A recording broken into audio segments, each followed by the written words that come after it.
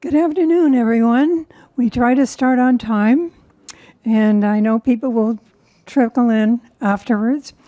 Before we get started, I'd like to tell you that next week, on Monday, which is our usual meeting time, we will have a video with Richard Haas. Any of you have heard Richard Haas, you know that that's a really good program to have. Always 2:30? We always meet at 2:30? Okay. If you have not signed up for our newsletter and would like to, there's a place up here to sign up for our newsletter. And without further ado, I'm going to have Ina Bray introduce our speaker.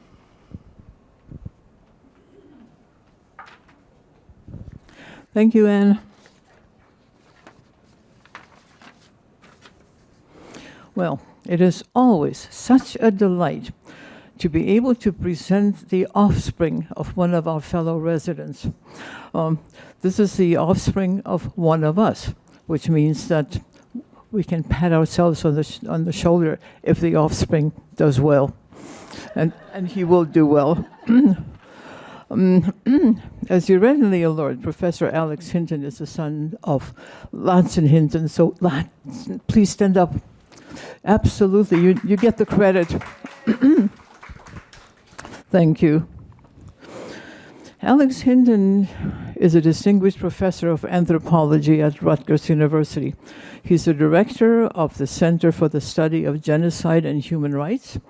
He is UNESCO Chair on Genocide Prevention, and he is the award-winning author or editor of 17 books, including most recently, It Can Happen Here, White Power and the Rising Threat of Genocide in the U.S. Another one is Anthropological Witness, Lessons from the Khmer Rouge Tribunal. Incidentally, in 2016, he testified as an expert witness at the Khmer Rouge Tribunal in Cambodia. And then another book of interest is Perpetrators Encouraging Humanity's Dark Side. Encountering Humanity's Dark Side. Among other accolades, most recently he received the American Anthropological Association's Anthropology in the Media Award in 2022, and more recently, the H.F. Guggenheim Distinguished Scholar Award, and that was in 2024. As you read in the alert, Professor Hinton's work has focused on genocide, mass violence, extremism, transitional justice, and human rights in Cambodia and beyond, concerns that are pertinent to the present. We need to know about that country. We need to know about that past. It happened when all of us were young, so this is not just in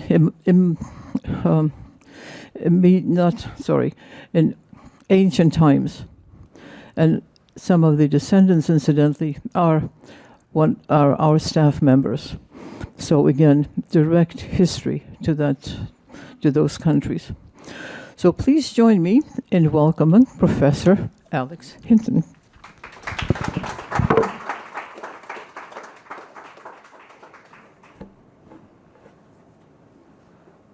All right, I've been told. Can you hear me? Uh-oh.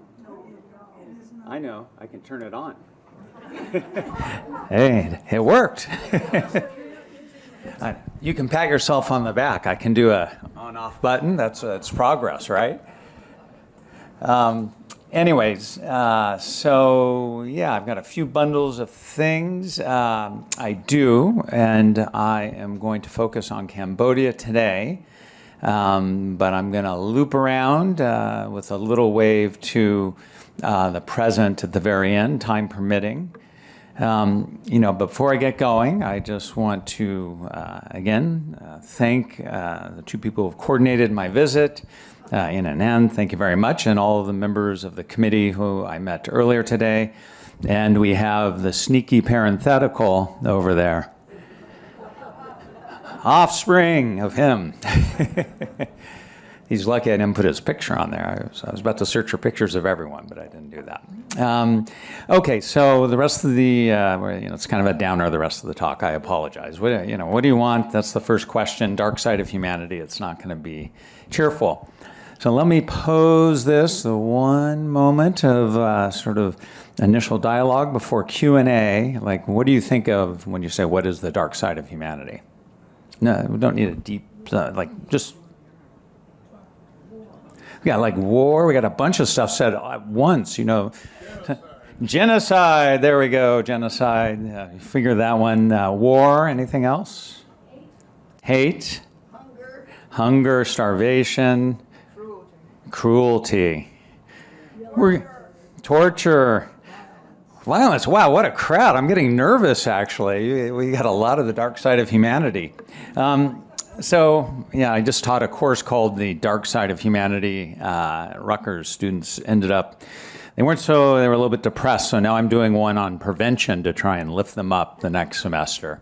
So I've sort of asked this question. At one point, I went to my local baristas, and I said, I came in and I said, I got to give a talk on the dark side of humanity.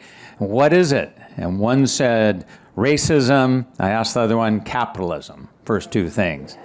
Yeah, well, there we go to get started. That's them. And I asked another time, I was doing an online lecture in Japan, and I asked the students, what is the dark side of humanity? And, here's some other things I got, different bundles of stuff, many of which you mentioned already, including like autonomous weapons, domination, hate, cruelty, so on and so forth. So if we take these different buckets, right, what do we sort of pull together? We have mass human destructiveness, things characterized as evil, and then, of course, the people who do those things, the perpetrators.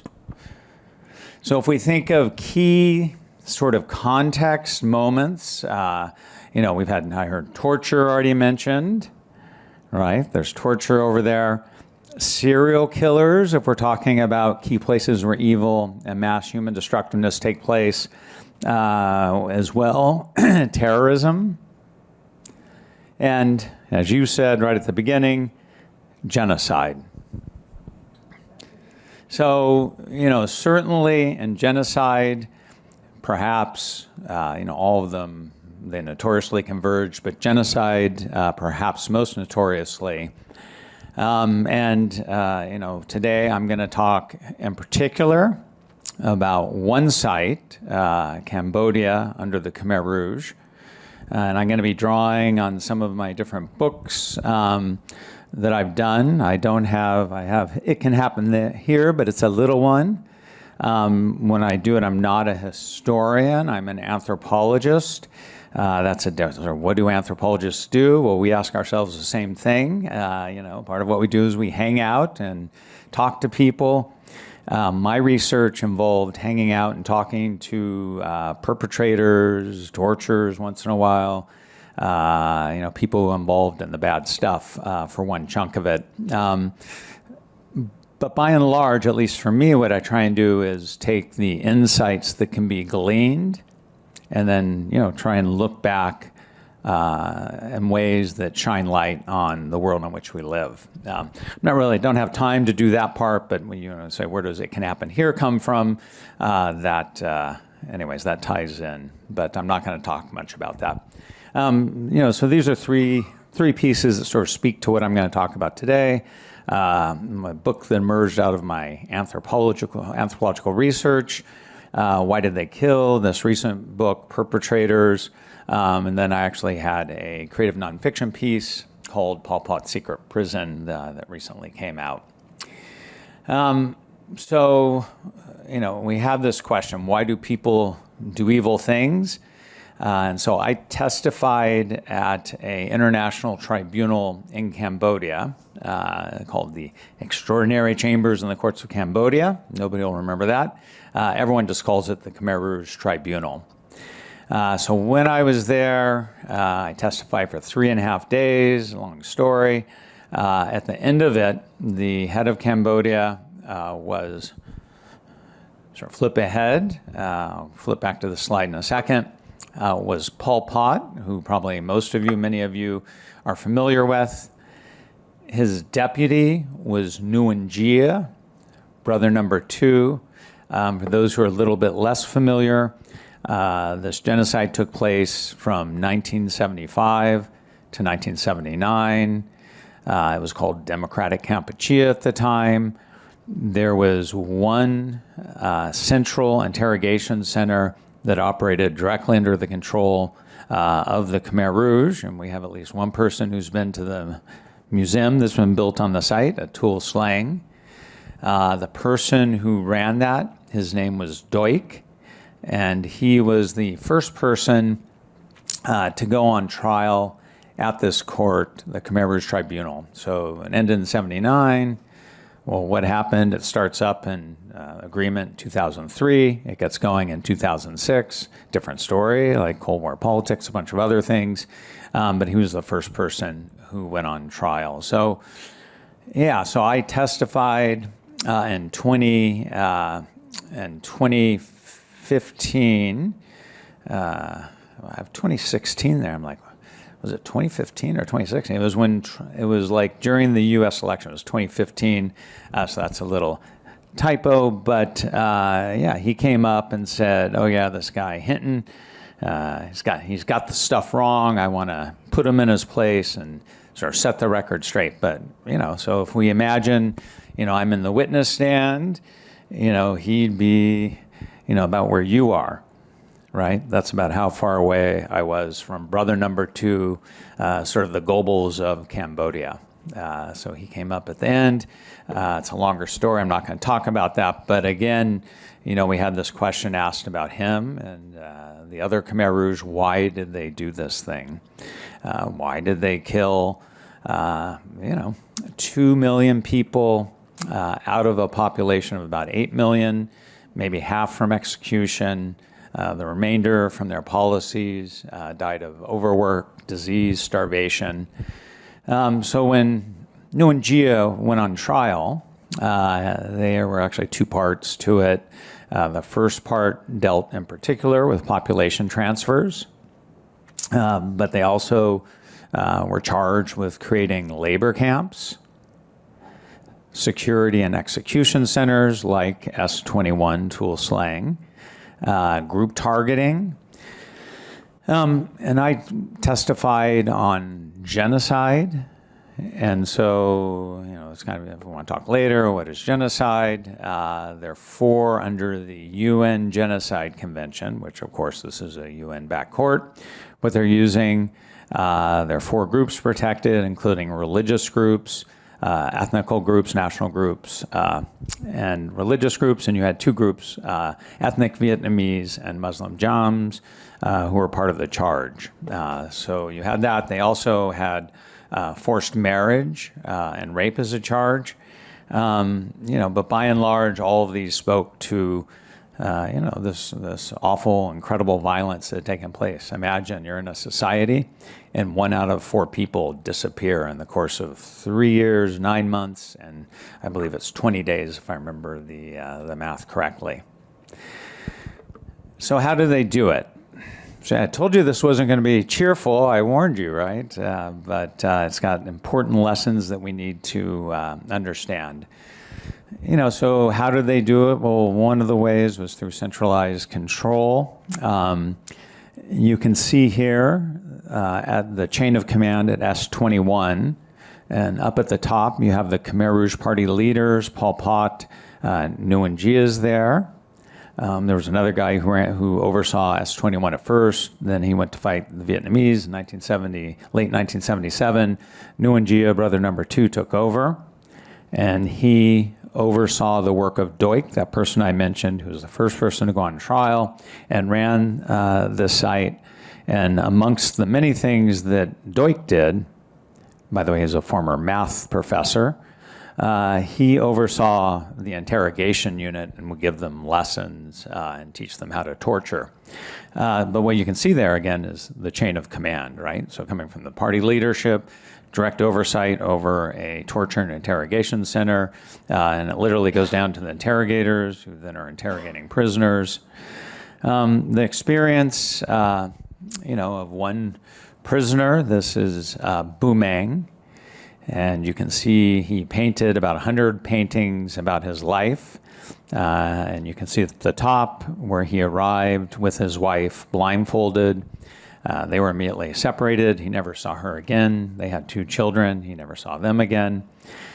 Then they would have their photographs taken, and some of you may have seen the famous Khmer Rouge photographs. Actually, the New York Times just had the 50 most famous photographs of the last 100 years, and the tool sling photos that were taken were one of them. But they came from when they were photographed. Prisoners were taken at first into communal cells. Then when they were going to be taken out to be individually tortured after they've been starved for a while, a weekend, they were put in individual cells. So that's Boumeng self-portrait. Then they were tortured in lots of different ways, ranging from waterboarding to just being beaten, until they produced a confession. The confessions often, almost always, had to be written and rewritten, and they would annotate them. And then those annotations would go back to Doik, and he would communicate with the interrogators. So we're back to this question, why do people do evil things? So in answering this, there's a biblical proverb. It says, only evil people do evil things, right? There's something about people that leads them to be evil, and this is frequently invoked. For example, in 2013, after a mass shooting, U.S. congressperson says evil people are going to do evil things. So I want to begin with this truism. That's going to be the starting point of our discussion, and I'm going to take up a couple of different questions. First, briefly, what is evil? Then second, the bulk of my presentation will take up the question, what are its origins? And then the third part, time permitting, I have, I think, 45 minutes to an hour. If there's time, I'll come back and take up the question of, can it be prevented, or what are some of the ways? So my presentation, the structure, I'm going to talk about a person who I spoke about, the truism related to Nuangia, a shadow, right? Representations of evil, 2 masks, a spiral staircase, an iron cage, and then if we get to the prevention piece, a boulder in the road. So, what is evil? How can we begin to parse this, right? There's no simple answer. So where might we look? Well, one thing we might do is look at prototypic qualities, right? Who are the people that exemplify evil? Anybody have a quick guess? Yes? Anyone else? Representations of evil? Hitler comes up. Pol Pot. Yeah, of course, Pol Pot, thank you. Absolutely. What about in popular the movies? I'll give you a hint. Come on, 1977, 78? All right, well, I'll take you back to my childhood. Yes. There we go. So I'm going to take you back, and to honor my father, I'm going to take you back to my childhood. Watch out, he's a psychiatrist, so he's always analyzing, got to watch out. But I'm going to do a little bit of family history, not much, just a little bit. I grew up, we lived in Palo Alto in California. Now everyone immediately thinks of tech, Silicon Valley, but actually back then it had some tech, but it was kind of a nice sleepy town in some sense. That had Stanford University, right? Different from the way it is now. So one day, my father said, hey, guys, do you want to go see this new movie, Star Wars? Yeah, so in the 1970s, he took us to see Star Wars, and sure enough, what do we get? We got the dark side of humanity, and the light side. So we went, and that's actually a photograph of the theater where we saw it, so we went to the movies. Does anyone else besides me like reading comics? Yeah, okay, Confession, yes, me for sure, graphic novels. So yeah, I used to read comics. So if you look at comics, and what's interesting now is they turn them all into movies, right? They weren't movies, you read the comics. And so we get like the Joker, we get lots of different representations of evil in comics. We get it in X-Men. They're coming out all the time, the different Batmans, and of course we get it in Harry Potter. I was waiting for someone to maybe say AI, which now is back as sort of the evil, right? Where you now have, how many people have tried AI, like ChatGPT? Yeah, pretty soon we're all going to be doing it because our phones, those who have iPhones are going to have Siri, and Siri is going to be AI-driven, very in one of the upcoming transformations. But yeah, in a weird way, this question we've always had about the Terminator, the movie, right? This has sort of come back again in terms of representations. As I mentioned before, we can find representations in myth, literature. We have Sauron. Any fans of Lord of the Rings? Yeah, we read that, and now they're movies, of course.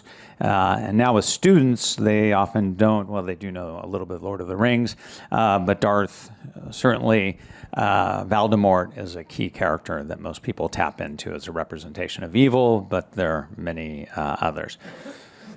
So where else do we think of what is a representation of evil? Someone who embodies these qualities. You mentioned Hitler and Pol Pot before. You can go and look up on your phones. I was about to say right now, and then I realized I shouldn't say right now because then everyone's going to look on their phones. That's probably not good. So afterwards, look it up and you'll get the top 5, top 10 most evil. And Pol Pot will almost always appear. Usually number 1 is Hitler.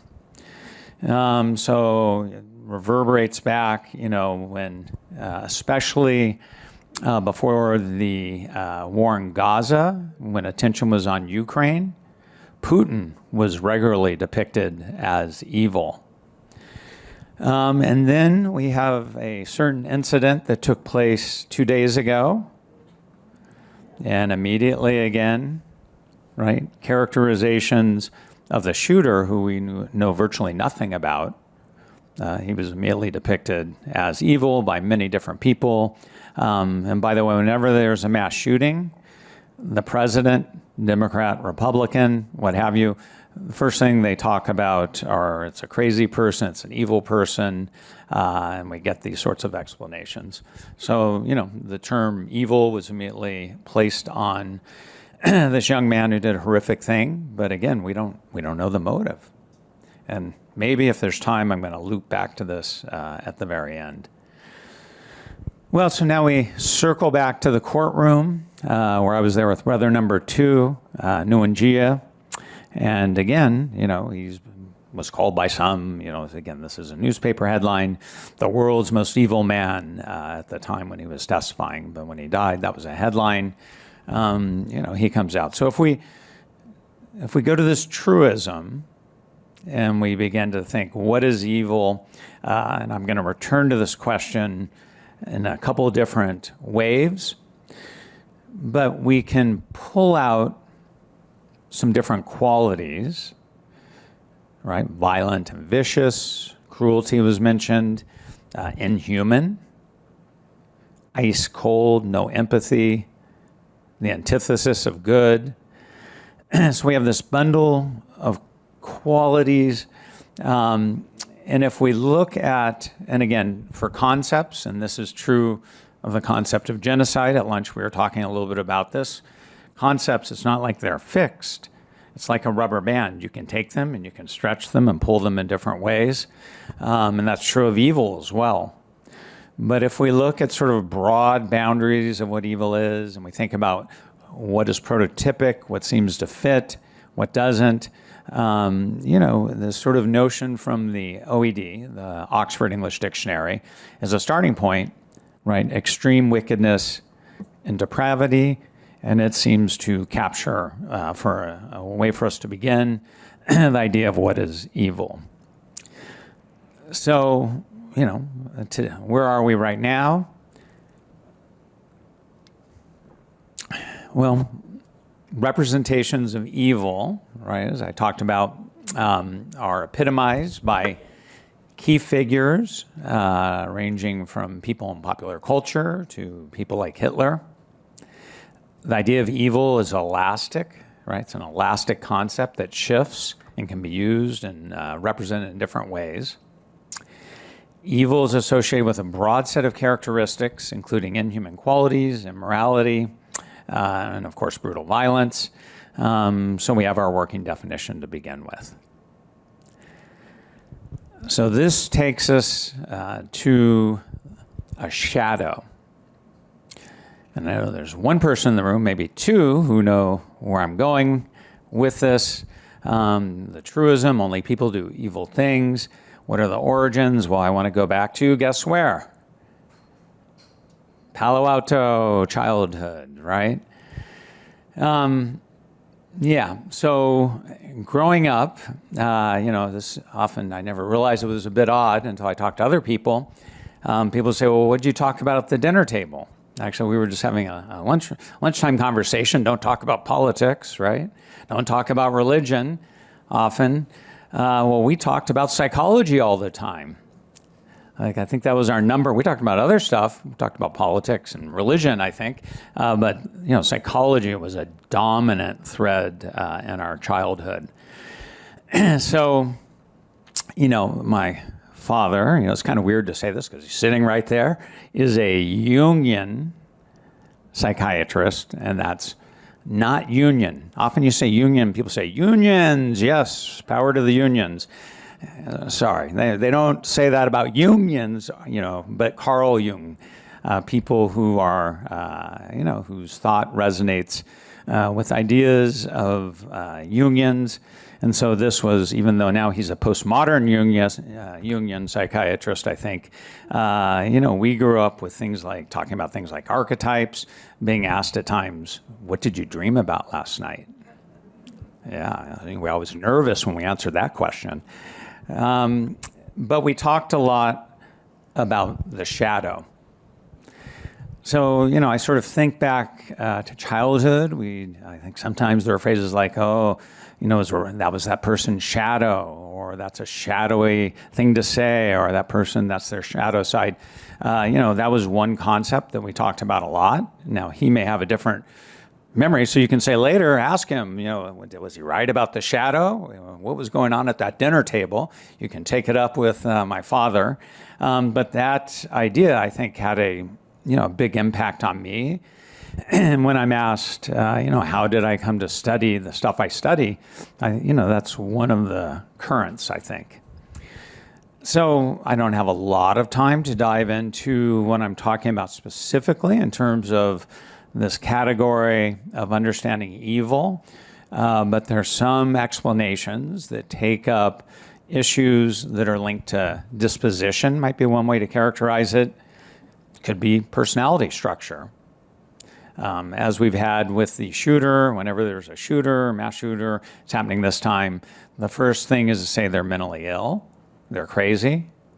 Sometimes people think, that person's acting in a savage manner, right? It's like a regression, Lord of the Flies, to different states. They're psycho, so on and so forth.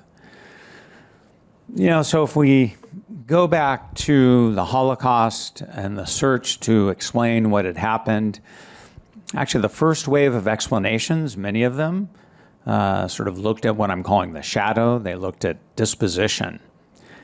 So there was a famous book at the time called The Pursuit of the Nazi Mind that came out. There were looks at personality traits, and so there was a lot of concern about this.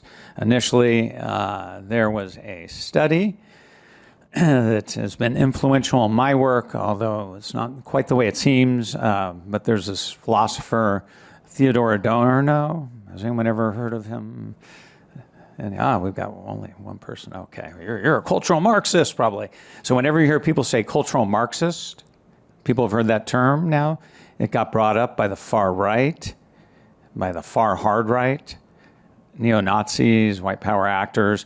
They talk about cultural Marxists. It's now a term. On Fox, they have a guy, Levin. I don't know if anyone's ever seen his show. And he has a book called American Marxist. But if you look at the genealogy, it actually goes back to the school called the Frankfurt School. And most of them, like Adorno and Horkheimer, were Jewish immigrants who fled Hitler, came to the U.S., and they were Marxist, for sure. But they came here and they did some interesting things, but most famously, they had this study on the authoritarian personality. Have you heard the term authoritarian? Because certainly it emerged back again. He worked, they worked, but Adorno especially, with sort of U.S., more positivistic psychologists. And so you think Marxist, positivist psychologists. Like, they don't seem to go together, but they collaborated, and that's a longer story. They began to talk about things like tolerance, human rights. The UN was being formed. And because of this study and work in this regard and trying to sort of fight anti-Semitism and hate, people, neo-Nazis and other groups, referred to them as cultural Marxists, which is a term that continues into the present. So, anyways. So if they heard me say, I find the ideas of Adorno interesting, as I do, they might say, you're a cultural Marxist, even though I don't like Marxism, because look at what they did in Cambodia. But you can always, whatever your political orientation, your way of thinking, you can always learn from sets of ideas, even if the people had a different political orientation. And this is something with Adorno, maybe at the end I'll come back and talk about this and some of his ideas. This is, anyway, something that sort of links into me and my thinking. But the reason I have this slide, my first digression, I'm like out 5 extra minutes from my talk now. I'm not trying to get to prevention, right? I digressed.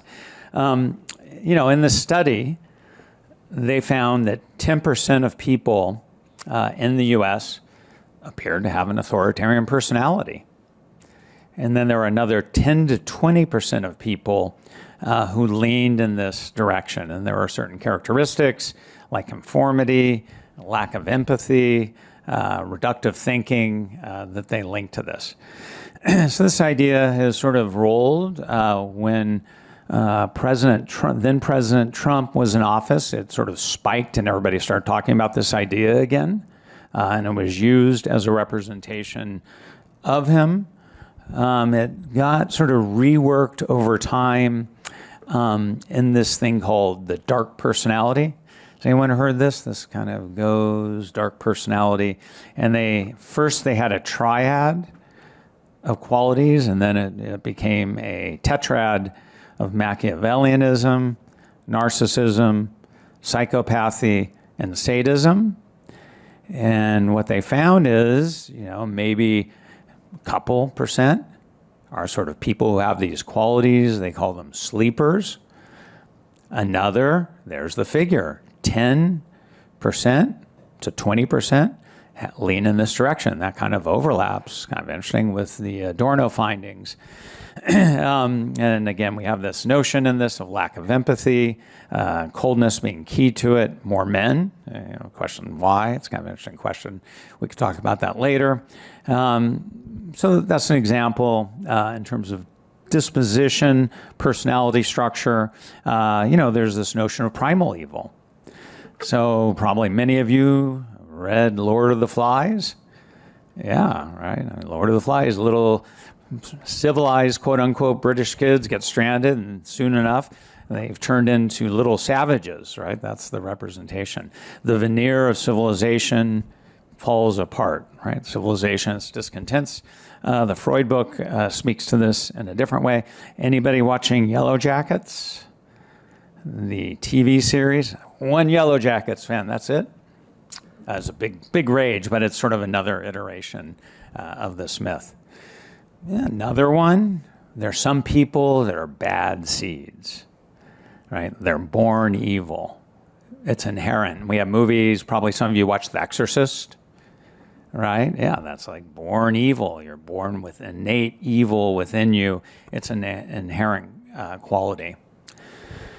So, I went through a few of these. One I, find, I talk about sometimes is existential anxiety and anomie, which I think also speaks to the contemporary political moment as well, though I'm not going to talk about it. But these are just, explanations based on disposition. So if we think about them, what are the problems? Well, one problem is if you say someone's evil because they were born evil, that's a fairly reductive explanation. It also implies a teleology in the sense of like a seed that's planted that grows into a specific type of plant, and it's unidirectional and predetermined. And it also potentially excludes other important factors, even as it plays into our preconceptions. So I'm sure you've all heard the phrase, bad apples, right? That person's a bad apple. So, just to sort of go to the heart of it, evil is something people become. So if we take baby Hitler, baby Hitler wasn't adult Hitler. There was a lifespan, environmental factors. Same thing with, if we talk about Voldemort, Star Wars, of course, the whole myth is how Anakin Skywalker becomes Darth Vader, and it's not something that's predetermined. Choices are made, even with the devil, right? Lucifer. There's a fall that takes place. It's not innate. And this actually idea accords with studies of perpetrators, including a famous study done by this guy, Christopher Browning. And he went back. So a lot of the Nazi killing, everybody usually thinks that it was all done, with crematoriums and death camps, but actually a lot of people were shot. More people were shot than were gassed, for example. And so this guy, Christopher Browning, went back and looked at archives, and he found basically the people in these that went out and literally would walk up with someone and shoot them at close range, at which case, I'm sorry to be graphic, but, like body parts fly back because of the impact. So it's like a very physical form of killing, right? Almost everybody did it. And in this case, they were even given the choice not to do it. And very few people said, no, I don't want to do it. So this one group he studied killed almost 40,000 Jews, right, through this very close at range. Why do they do it? Different explanations. They don't want to disappoint their comrades, honor, all sorts of other things. But that's a different story. But this is uncomfortable, because if we come to the conclusion that evil isn't something, right, that only evil people do, but evil acts are things that can be done by ordinary people, it brings us closer to us. It implies it's a potentiality that lies within all human beings. Right. Most people don't like that, and so they like to say, no, it's the evil people who do it, because, it sort of makes you feel better. So again, sort of where are we as I'm moving along?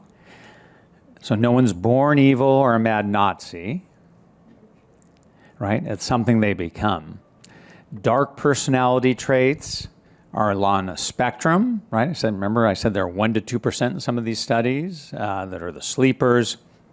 But it's sort of a continuum, fewer extremes. So if someone does something, almost immediately everyone says, oh, that person's a psycho, a sadist, sociopath. Very few perpetrators fall into that category. A few do, but most don't. Most of them are ordinary people.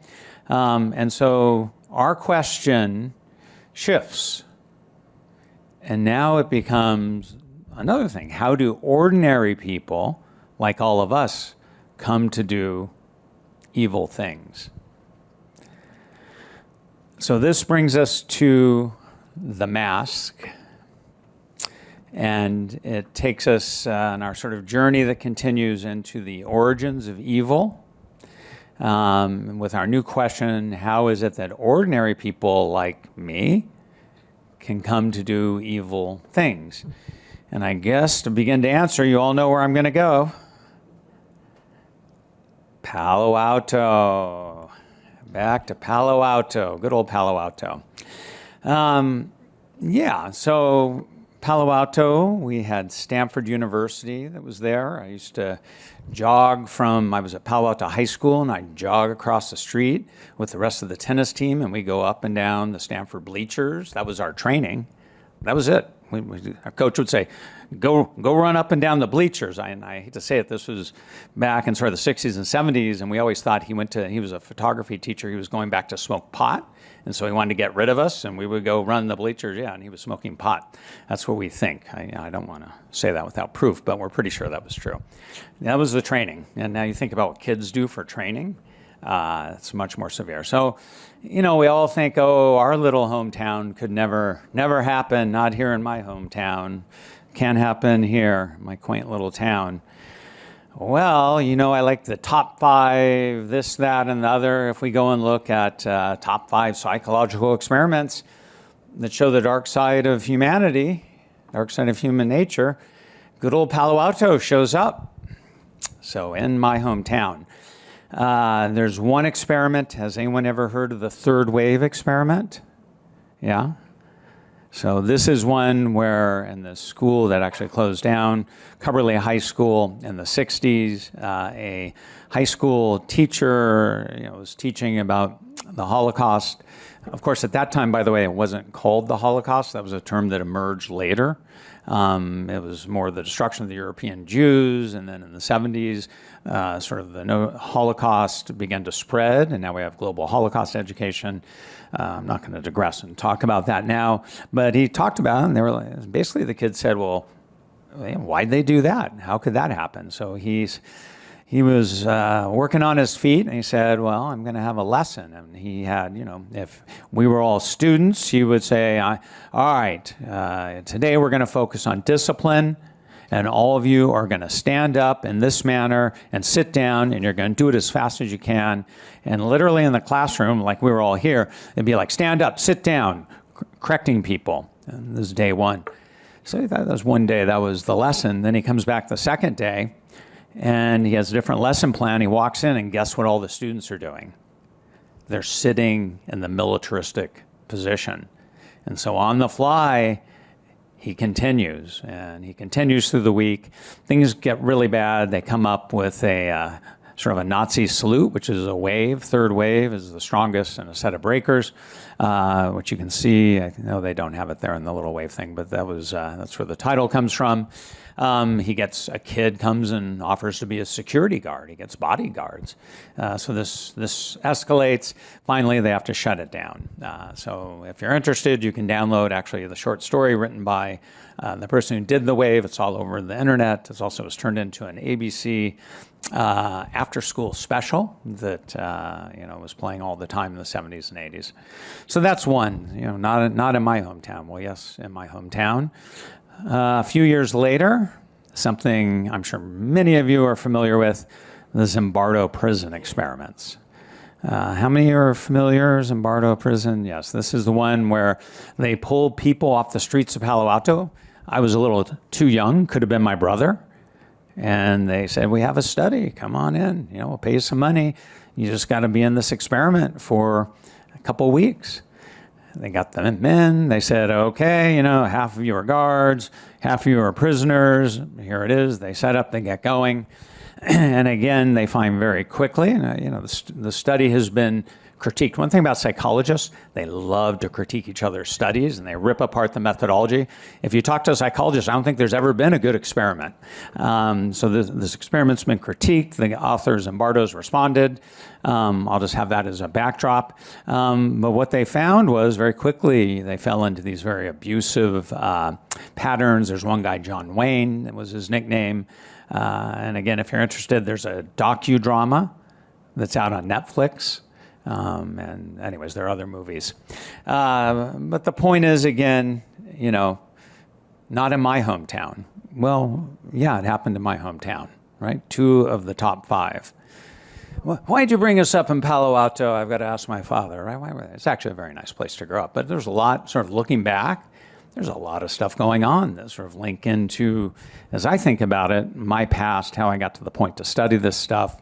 But what these experiments tend to emphasize is the power of the situation.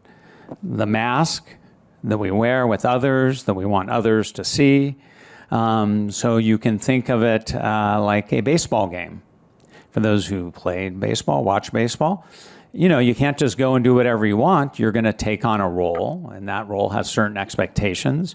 Different people have abilities within that role that vary, but there are rules that guide it and social interactions, right, that we undertake, including, if we go back to ordinary men, the people in Police Battalion 101, right, they were in a group. They had role expectations, and this is one of the reasons they said they did what they did. Or if we want, with the mass, actors on a stage having a role to perform, or when I testified at the Khmer Rouge Tribunal as an expert witness, I couldn't just do what I wanted.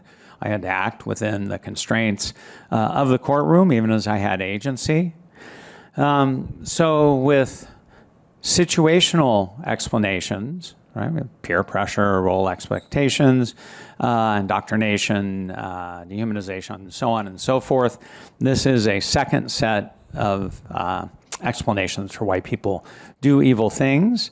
So again, a sort of quick recap as we move along here.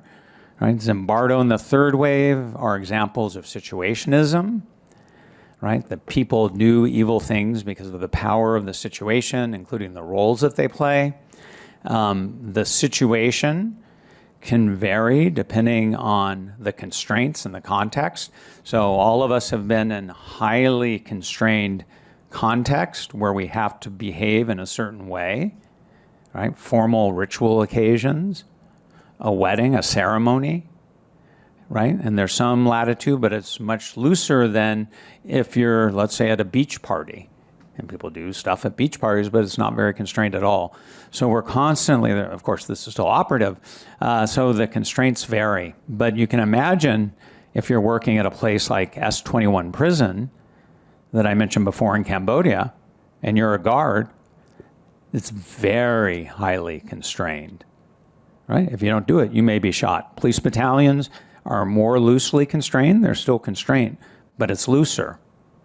So this varies from context to context.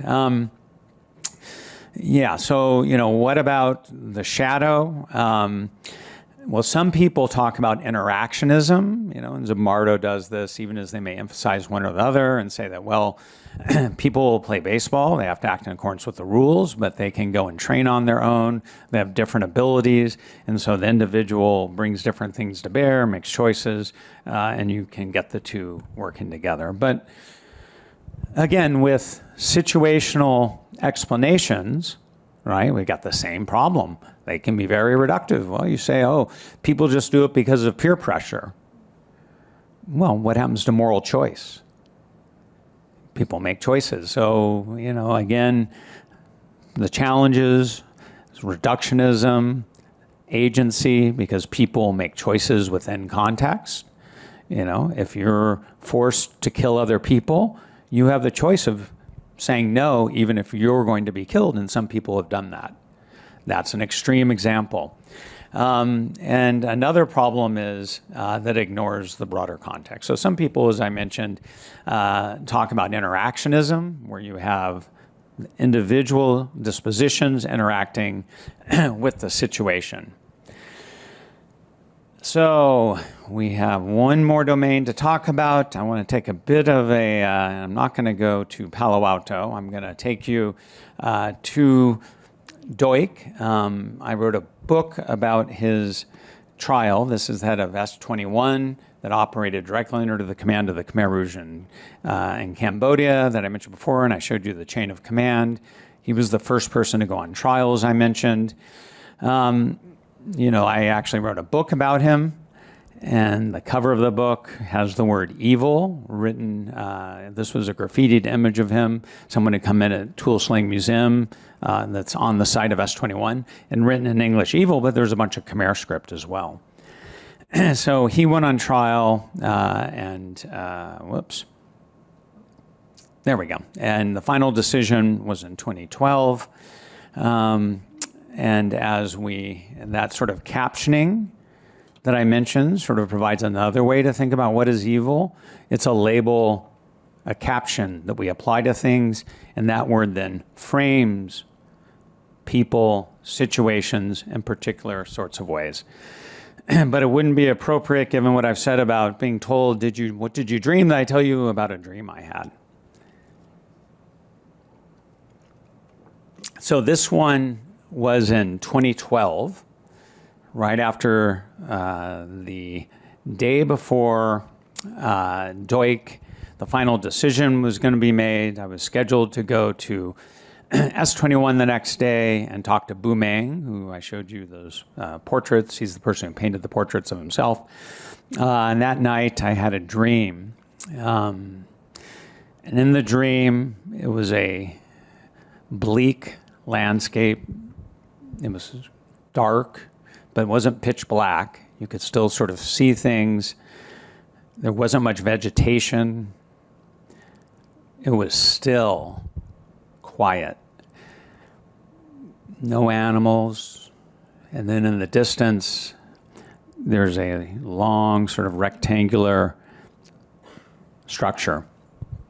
You know, dreams go, it's not like you say, hey, I'm going to go walk over there and just, so then I'm suddenly in the structure. And when I'm in the structure, I look and there are these spiral staircases at each of the corner. You can think sort of like a castle, but it's rectangular, and there are four corners, four staircases. It's dark up top. The whole thing is pretty dark. And then there's a figure there. But I can't see the figure. The figure is slightly behind me. And I think of the figure as like elder brother, which is what they call Duik. And the figure says, go, proceed. And I, being compliant as a youngest sibling, I start going up the first staircase, go, the figure urges, and I get to the top, and it's just like a cement wall. I can't go through. Go back down. And I go to every single one of the spiral staircases, and I'm on the last one, and the figure, I become terrified. The figure's going to push me off the staircase, and I'm in the middle of it, and I'm going to fall, and you look down below, and it's pitch black, can't really see what's up. There's sort of a halo of light, and I look on the wall, and I can see some writing. It's too faint to really understand what it is, and there's sort of cobwebs, and then I wake up. What do we do? This is kind of embarrassing. Many of us in Cambodia, I want to know what goes on in the news. I pop open my laptop, and this image appears on Yahoo News, which my browser opens up to. Right, that's uncanny. So that was the image from a abandoned structure outside in New York. They have these islands and different old compounds where they did different things. This is one of the structures, but literally that's the image that popped up. So the uncanny, that would be another topic for discussion. We don't have to get into, but different ways to read it. The structure was very much like S21. I had to write a book. I didn't know what the book would be, and you can read into it in lots of different ways. My father will be probably thinking, elder brother, you must thinking about your sibling relations or something like that. But different ways to read it. But I want to use this dream, as I've thought about it, to think about the dark side of humanity and sort of go back to this rubric I'm using. And so if we think of understanding sort of like a spiral staircase, right? If we think about the bottom level, you're standing there, you look up, can't really see what's far above. You can see a little bit of what the middle level's like, right? Like I'm there. I'm in the middle. I look up and down. I can't see anything. And so this bottom level we can think of as the micro level, the dispositional level, the place of individual level factors. And so, zooming, now we do it on our phone. When you zoom in, you lose the big picture. When you zoom out, you lose the detail. And explanation is the same way.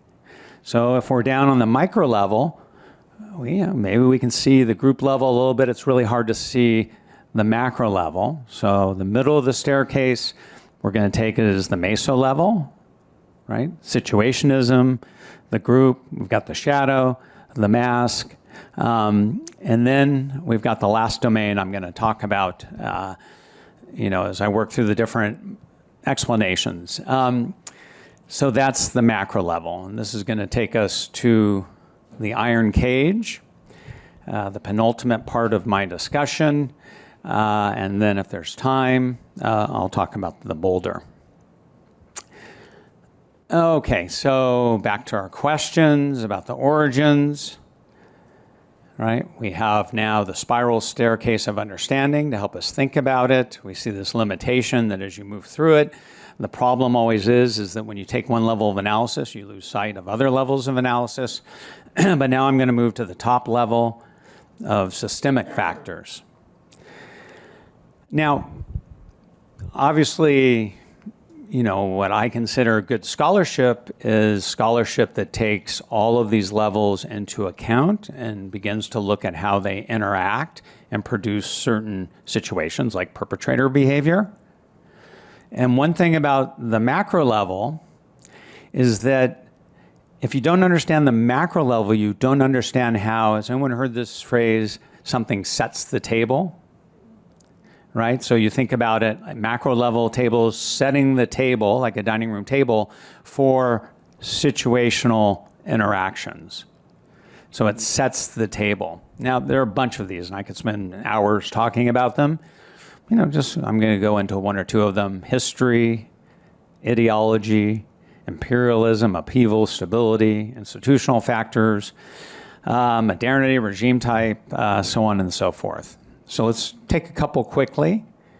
Well, history. So you can't understand the Cambodian genocide and why people did what we call evil things unless you understand the historical backdrop that created a situation in which these acts could take place. So if we were going to get into that, and I'm not going to go into it, right? There are all sorts of things we could look at. U.S. bombing of Cambodia, history of French colonialism, Cambodia's strategic relation between the tiger and the crocodiles, they like to say, so on and so forth. So without this historical understanding, you have a diminished explanation, right? If you just take one that takes up the other explanatory modalities, the other positions within the spiral staircase of understanding. System. Now this one, this one's a little more abstract. There's this thing in academia we refer to as modernity sometimes. And there's a guy, Max Weber. I know there are some academics here who probably are familiar with Max Weber. And this is where the iron cage comes. He talked about the iron cage of modern life, the polar night of icy darkness. And he was referring, and everyone can dive into this, to bureaucracy. Bureaucracy is a weird thing. I used to think, I hate bureaucracy, it's evil. But then I've come to realize that it also can serve as an important buffer, institutional buffer. This is kind of an aside. But Max Weber did not like bureaucracy. It's like Franz Kafka writing about bureaucracy. And so you had these rationalistic structures, and this actually is an idea that influenced Adorno, the person I talked about earlier, that, right, if we think of the Nazis, Eichmann, right, bureaucratic procedures that sort of lose sight of the individual, and the bureaucracy churns and it helps contribute to genocidal dynamics. But there are things like categorization. This is a paradox, right? So we go back to this idea of the potentiality within all of us. Human beings think in terms of categories. We are all reductive. We take the complexity of the world, we have to, and we parse it into abstract categories. We see other people, we typologize them. That modality of thinking, there's actually another idea. I keep wanting to go over towards the Adorno, probably won't get there, but we'll see. This also is important, this idea of what he called reification, which is thingification. We're thingifiers, right? And that, for Adorno, is always the challenge, is that even as you deploy abstraction or abstract categories, you constantly have to question them and pull back and think, what am I leaving out? I have to go a little more quickly. I don't want to do a big digression on modernity.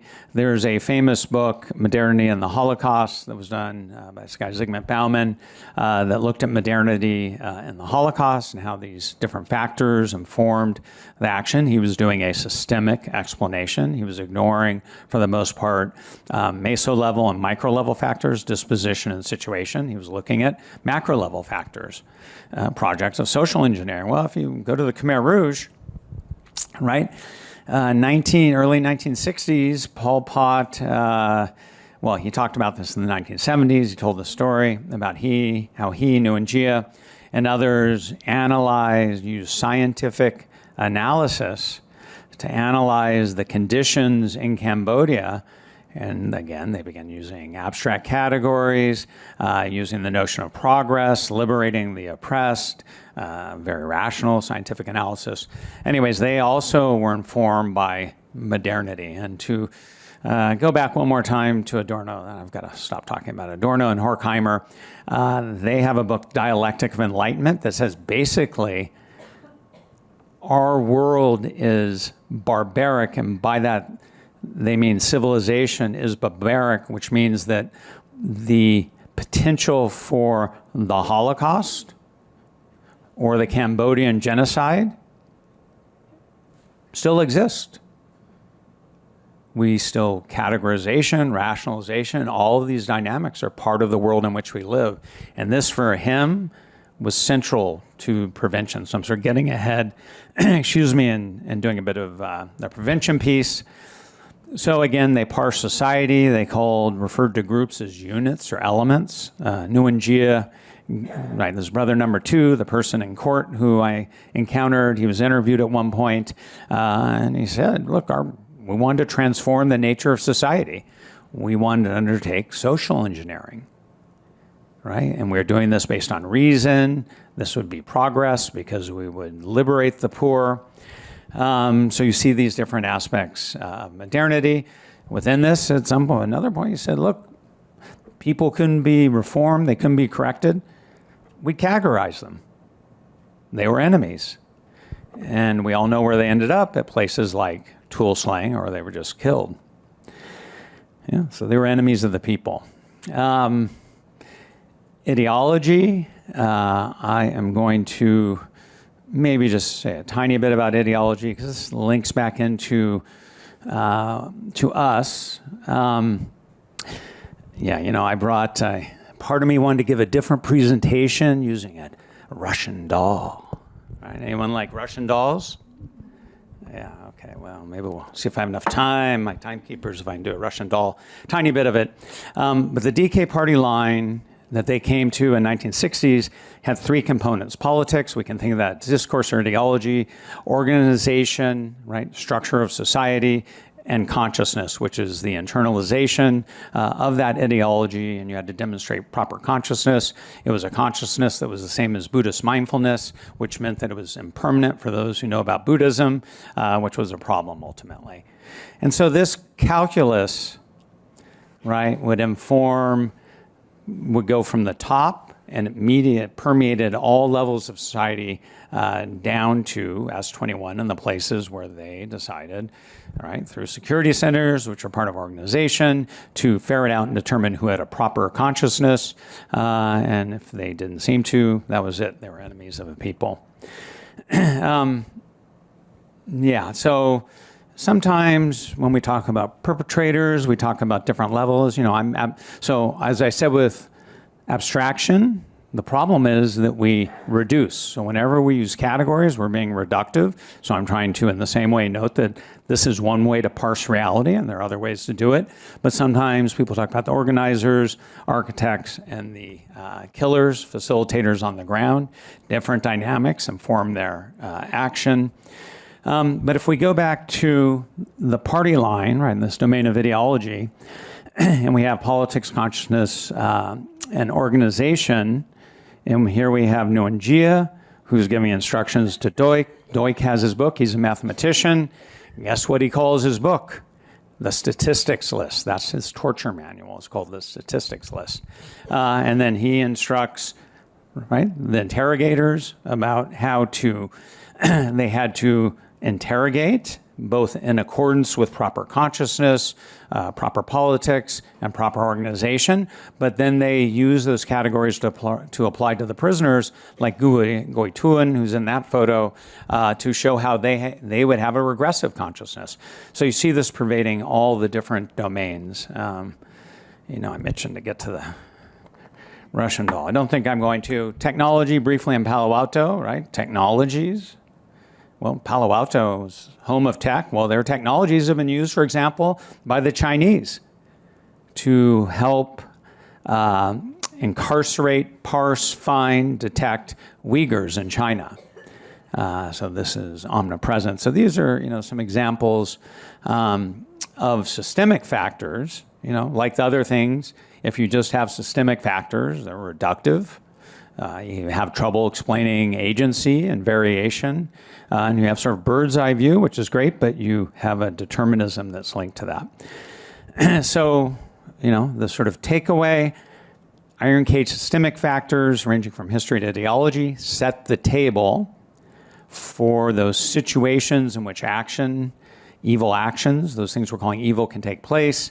One metaphor is the spiral staircase of understanding, to think about how, when we try and understand what's going on, we have to take account of multiple levels of analysis. We have to move up and down, and if we just fixate on one, we lose sight of others and have a more partial, reductive explanation. So, so I'm going to, unfortunately, how can we escape the iron cage? You'll have to have me back some other time, right? I can tell you, set it up, leave on a cliffhanger. I was going to tell you some stuff, probably don't. Well, you want the Russian doll? How many of you would like him to go into the prevention rather than a Q&A? I thought so. See if I can do the Russian dolls. I'm shaking. What's inside? Right, this thing. All right, I'll try and do it quickly, though, because it'd be nice to have some questions. All right, so only people do evil things. That was our starting point, and we've unpacked that. So, you know, what about prevention? So I'm just going to give, you know, it's a big topic, but I'm going to sort of go in on Adorno. I was trying to give tidbits. So Adorno, right, this... In a radio address, he went back to Germany in 1967, 68. He gave a radio address. He was a public intellectual. He spoke, of course, he was German. He was very abstract, but still, this is a great essay. And he said that the premier demand upon all education, and I'm an educator, and this directly informs my pedagogy, is that Auschwitz not happen again. And he doesn't just mean, oh, yeah, we don't want it to happen again. What he has in mind, I've alluded to, and is much more profound. You know, so he goes into the mechanisms. You have to understand the mechanisms, right? And I've been talking to you about different mechanisms. So this is the second layer of what he's talking about. You know, what makes people capable of doing these deeds? And you have to show it to people. You have to show it to the kids early on. Right? Because what happens is the system, and remember, he's a Marxist, he's a depressed Marxist because he knew there would never be a communist revolution in Germany at that time, so he's a depressed Marxist, but he still wants people to understand how their being is constituted by systemic factors. And so for him, that's the aim of critical thinking, but he referred to it in terms of a lack of reflection, which is sort of the normal state for people, because by the time they get to the schools, their minds have been formed already. They're part of the system, so to speak. Yeah, so, in terms of our discussion, right, only people do evil things. We've looked at the fact that this is a myth. In fact, it's ordinary people who do these things. The question then becomes, how can ordinary people like us do these things? And so, these are the mechanisms that I've gone through, going back to our three beginning points of what is the dark side of humanity, mass human destructiveness, perpetrators, evil. But I've honed in on these. This is one way to sort of put together different sets of mechanisms that you have to really have a robust explanation. You ideally are taking account of all of them, moving with them. It's much harder. Of course, it's easy to have a reductive explanation because you just have to sort of have one sort of theoretical domain that you're dealing with. So this is key to the mechanisms. And we've talked about disposition, situation, the system that sets the table. And we've talked about this sort of division into architects, organizers, and killers. And again, what the table being set for the people on the ground killing, differs, right? Even as, for example, modernity maybe is a bigger factor for the architects. But on the other hand, the architects, right, the top leaders are all in groups. So actually you have situational factors for them as well. So that's why with all of this, you constantly have to be looking at these multiple categories. So we have these conceptual roadblocks, and it's really hard. This, maybe with wisdom through time, people can sort of accept the fact that it can be me, but it is a difficult thing to think that I could be like Germans. I could have joined the Nazi Party. I could have been a Khmer Rouge perpetrator, right? That's not comfortable. It's not something we like to think about. But the argument I've been making is that it could be Adorno, right? Ideology, organization, consciousness. We're all produced by a system, and by that I'm not a Marxist, as I said, but we are in systems that produce ways of thinking and viewing reality. And those ways of viewing reality, as I talked about before, dialectic of enlightenment, within them have the seeds of horrible, evil things. So this is like the starting point, and it's only when people can accept that it could be me that we're at a point where we can potentially prevent it from being me, right? That's the first step to not having it be me. So, I grew up in Palo Alto. I might have been recruited for the Stanford prison experiment. I might have been John Wayne, who knows? I might have been in that class. I might have been walking around doing this with the third wave. Who knows, right? I mean, again, these are our context and it's uncomfortable to think it could be me, but to me, it's the absolutely critical first step that everyone has to take. It's easy to say, oh, it's them. It's hard to say it could be me. It can happen here thing, this has sort of changed through recent time in the US. Sort of American exceptionalism has come under critique. I expect that in 10 years, American exceptionalism will sort of be back in place. It's a different story, but a lot of people say it can happen here. The book I wrote looks back through U.S. history, right? We live in, people talk about this now, sort of post-George Floyd. The ground shifted. A lot of people, stuff they were talking about after George Floyd has sort of been pushed away, but people are much more aware now than they were before, about what do you do when you colonize, you come to the U.S., right? And these are my ancestors. Well, you want land, and if you get land, what do you need? Labor. And so we're back to enslavement. We're back to the dispossession of indigenous peoples. It's not to say there are not great things about the U.S. I'm the first one, when people put down the U.S., I'm like, okay, you can go live in Pol Pot's Cambodia. You can go live in China today. Go live in Russia.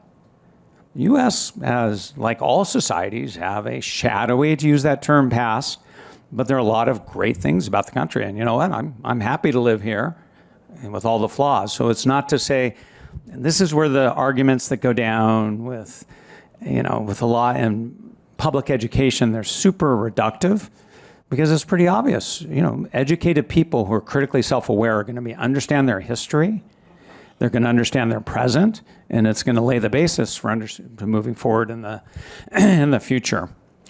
To conclude, last little bit. So I mentioned this term reified consciousness, and that's the bolder thingification. This is what we do all the time. We're thingifiers, we're reifiers. And going back to Adorno, he had this fancy term, negative dialectics, which was the idea that you constantly had to try and unpack as you move forward. How would you do that? You would do it through historical understanding and unpacking or denaturalizing the taken for granted. So as a brief example, this is going to be like a 30-second genocide thing. What is genocide? People have an immediate image. To understand genocide, you have to go back to the origins of the concept, the person who founded it, Raphael Lemkin, how it emerged. You had 1948 Genocide Convention. Through time, with Holocaust education as it formulated, you had different senses that sort of works its way into the present. How do people use the term? At lunch, I mentioned this briefly. Often there are three different ways. One is this legalistic definition of genocide. Another is the conventional common sense definition. And there's a social scientific definition. So just in a real brief nutshell, that's historicizing and unpacking. The whole exercise on the mechanisms that I've done is, parsing a history and unpacking. So to conclude, we need to de-reify. We've all said, are we an introvert or an extrovert? And we grew up doing this with types tests in my family. Adorno said, well, when you do that, you're kind of chopping out potentially complex things about human beings. Nuangia, categorization. So to wrap up, I'll sort of end back where we started. I was going to maybe take you into Plato's cave. If you want that in the Q&A, I'm happy to talk about that, or the Russian dolls. And I was also going to do Gendron. I'll just finish here with the shooting. Yeah, so we're at the point where we're right back to labels. You have the shooter, don't know anything about him, but immediately people are putting these labels on. So, as opposed to thinking, this person reifying, he's evil, we need to wait and see and understand. Maybe like the Buffalo shooter, we'll find out that he has this very detailed, complex ecosystem of influences that led, in this case, the Buffalo shooter, based on white replacement theory, to go in and shoot up in the Tops market in Buffalo. So I will leave you with the mystery of Plato and the Russian dolls, and thanks for your time.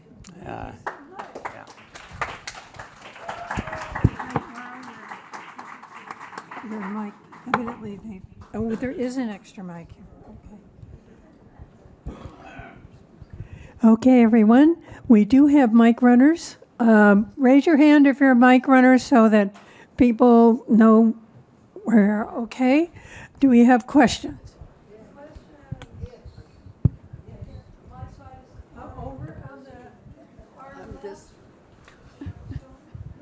I was assigned.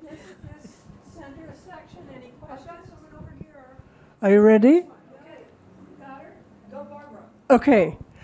I'm curious to know, have you personally had a conversation with a perpetrator, as it were, in prison or in court or wherever it is, to the point where you could hear what drove them? Was there any humanity in them on that level, if humanity is the word? Yeah, great question. Quick answer, yes. I put up the one essay. Yeah, you can hear me, I guess. Yeah, the essay, Pol Pot's Secret Prison. If you want to look that up, it's on the seawall. It's a creative nonfiction essay, and it recounts one of my encounters with a torture from S21 and sort of works through some of these questions. But I've had many encounters like that. And our book... Just briefly, what were they? Well, I mean, there are a lot of them. So this one recounts a torture. He tortured like 50 people at S21 prison in Cambodia, the prison I talked about. And I interviewed him in the remote jungle. And in this essay, I recount the experience of that.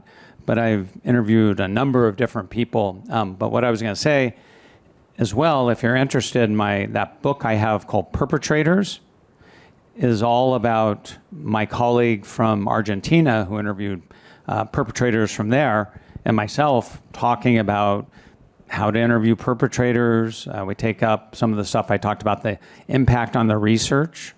On the researcher, he was undergoing analysis the whole time he was there. I talk about it in terms of sort of ruin, and it talks about, I have an essay about curation, how do you write about it? But we go into much more detail. But, so I've interviewed people who were killing people, like the Police Battalion 101, and in a physical manner. I've, all the different levels I put there, I've interviewed people from all those levels. No one issue, no one answer. No, they answer in different ways. I mean, the first thing is if someone, you come in and you're judging someone, people immediately know it. When I go into it, I'm talking to another human being, and I begin with the assumption it could be me, and I want to hear their story. Anthropological method is that you, as best as you're able, you try and suspend, which doesn't mean you disavow or get rid of your moral judgments, your ways of thinking, because ethnocentrism, right, filters all of our ways of understanding, and you just listen in the intersubjective space to someone else without judging. Now, other people don't do that. I just talked to someone at this conference in Vancouver we both work with far-right extremism, who says that she goes in an adversarial position from the start to finish. It's completely at odds with my approach, so different people approach it different ways, but you know my position. It could be me. So I'm not going to judge them, because if I do that, I'm saying it can't be me. I'm better than them. I look down upon them. And that's not, anyways, I don't think you're going to get very far as a researcher. Any question back here? Linda.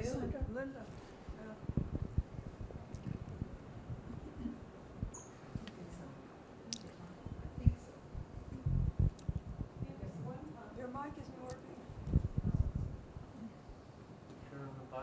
Now it's on. Many years ago, there was a group of people who thought that they were good people.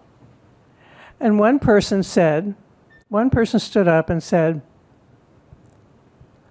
I believe that each person has the capacity for evil. And everybody went, oh, no. How do you observe something like that? How do you say each person has the capacity for evil? That is what you've been saying. Yeah, except for I'm unpacking the category of evil and trying to move away from using the label of evil, because that then reifies and doesn't enable us to understand. But in the situation you're talking about, is the first part of my presentation, I teach the stuff, so I can do it pretty quickly if I need to. But in general, it's a hard thing to do. But I mean, part of it is you can't just go in and, like, people don't want to hear it. Sometimes it's like talking, whether you're left, right, or center. If you want to have an argument, you go and just start arguing about an issue. If you want to have a conversation, you don't begin at the point of conflict, you begin at the point of sort of agreement. Off to the side, you build up trust, and eventually you work your way to the point where you may have disagreements. And hopefully when you get there, right, you can have a conversation. But if you just dive into the controversy, it doesn't work. So, the question, it's a great question. It depends on the group, depends on the people, depends on your relationship with them. And so I don't think there's one answer to it. But in general, for me, because I do this all the time, I can usually, work the way through. But, if people don't want to hear it, it is uncomfortable. It's not a comfortable thing. And so, if maybe it's a group where it would do some sort of damage, or like it's, you know, maybe it's not appropriate. So you always have to assess those things. Anybody over on this side? Okay, coming back over here, any more? All right, we have one in the center.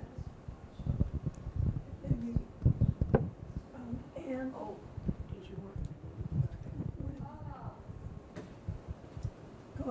go ahead. Considering how much of the population of Cambodia was affected, whether as perpetrators or whether as prisoners, basically, of the system, as an anthropologist, what do you see in the next generation, or what do you see that evil having been implanted into the population in general? Because they had to deal with it, whether it's as victims or whether it's perpetrators. Yeah, great questions. They're all sort of profound questions. As my professor from Wesleyan, where I went, I remember going freshman year, and we'd ask this guy, Louis Mink, a question. He's a philosopher. He wouldn't say anything. He'd just pull out his pipe, he'd light it up, and he'd lean back. And he wouldn't say anything for like 5 or 6 minutes, you know, but that was sort of, you know, that made an impact. It's like, these are all questions that need to be thought about and sort of deep answers, and it's a complicated one. It gets into reconciliation, trauma, moving on. Think about trauma and reconciliation as you can be at point A and think you're reconciled, or if you've worked through something, and 4 years later, 5 years later, 6, it may circle back and reemerge in a different way. And people often want to say, oh, they're reconciled now. You know, Cambodia is like that as well. But you know, on a sort of optimistic note, I was just in Cambodia at a conference about the future of Cambodia after genocide. And it was held at the same place where I testified. And you had the old prime minister of Cambodia and the new prime minister. I gave a talk about working through the past, exactly what you're talking about. We had civil parties there. We had young, highly educated people that were in the government. So a friend of mine, if you want to read it, Peter McGuire, published an essay in The Diplomat, and you can get his take, but I think he sort of hit a lot of it. And the majority of people, the youth in Cambodia, right, is the majority is under 18. And they're looking to the future. They're educated. They're moving on. There is general genocide education that's linked to the government. But the idea of sort of a traumatized society, that doesn't really fit Cambodia as much anymore. Older people, certainly, the NGO that I've worked with a long time, the Documentation Center of Cambodia, now provides health care to the people who suffered through that. Many of them are getting older, and often they don't have, you know, they're poor peasants. They don't have health care, so they're providing that to them. But again, I could talk a long time. This is my paper about the different things Cambodia has done, and there's been a lot, as much, you know, as like Germany in some ways. They've really worked through it. And I think they're in a better place. And, you know, we have this other question, which is it's a Buddhist country. So does Buddhism mediate the response in some other way? In the sense of impermanence, forgetting, being at the foreground as a frame to look at experience. So, you know, lots of people suffered. The suffering is with many people. People are being educated. But the sense is that you have this new generation in Cambodia, even as it's semi-authoritarian, a different story, is sort of moving on now in a better direction. I don't know. That was the sense. If you want to get my friend's take, Peter McGuire, who also participated, that was his essay. But it was nice to see. And I have students who I've trained who've gone back, and they're part of the government now. You know, they got PhDs with me, and they don't go into education, they go into the government. Different story, but. We need to thank Alex right now for a very good presentation. It is 4 o'clock, and I need to let people go that want to. If you want to hang around, that's up to Alex, how long he stays. But, My dad. but it is 4 o'clock. So, thank you.